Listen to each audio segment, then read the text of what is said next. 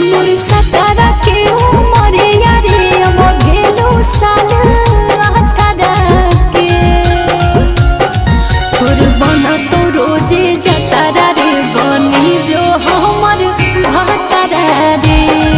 तोर बना तो रोजे जतारा रे बनी जो हमर भतारा रे तोर सतारा के उमरिया गे